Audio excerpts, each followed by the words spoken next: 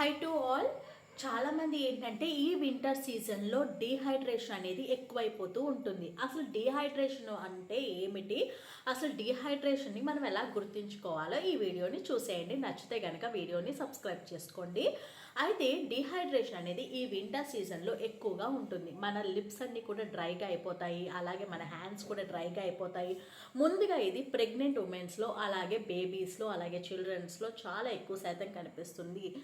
ఎందుకంటే బేబీస్ ఎక్కువ కేర్ తీసుకోకపోవడం వలన, అలాగే ఎక్స్పోజ్ అవ్వడం వలన వింటర్కి, అంటే సీజన్ వైడ్గా వింటర్కి ఎక్స్పోజ్ అవ్వడం వల్ల, కూల్కి ఎక్స్పోజ్ అవ్వడం వల్ల ఇది ఎక్కువగా డీహైడ్రేషన్ అనేది కనిపిస్తూ ఉంటుంది. అసలు డీహైడ్రేషన్ని మనం ఎలా గుర్తించాలి అంటే డ్రై లిప్స్, యూరిన్ అనేది తగ్గిపోవడం, అలాగే మనం వాటర్ తీసుకోకపోవడం, హెవీగా స్వెట్టింగ్ రావడం, ఇవన్నీ కూడా డీహైడ్రేషన్ యొక్క లక్షణాలు. అసలు డీహైడ్రేషన్ అంటే మనం ఏం చేయాలంటే ఎక్సెస్ వాటర్ తీసుకోవాలి, ఓఆర్ఎస్ ప్యాకెట్స్ తీసుకోవాలి, అలాగే మీరు తినే ముందు తినిన తర్వాత కూడా ఓఆర్ఎస్ ప్యాకెట్స్ తీసుకోవాలి, ఎక్కువగా వాటర్ తాగుతూ ఉండాలి.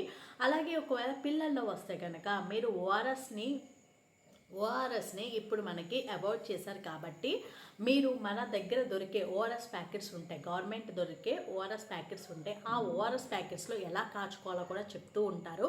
ఆ ఓఆర్ఎస్ ప్యాకెట్స్ని ఇంట్లోకి తెచ్చుకొని మీరు అలా చేయండి. పిల్లలకి మంచిగా ఎలక్ట్రోలైట్స్ అన్నీ కూడా వస్తాయి అన్నమాట.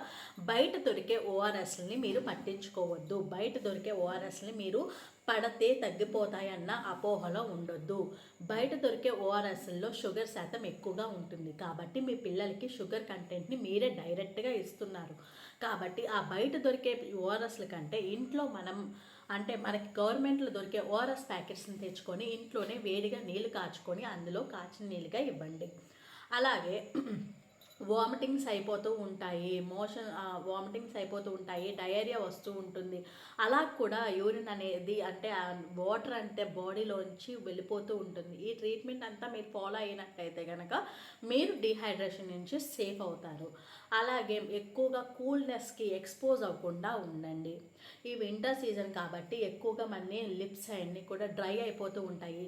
మీరు ఒకవేళ డీహైడ్రేటెడ్ అయ్యారనుకోండి, మీ అన్ని ఆర్గన్స్ కూడా కొలాప్స్ అయిపోతాయి. ఎందుకంటే ప్రతి ఒక్క ఆర్గన్కి వాటర్ కావాలి.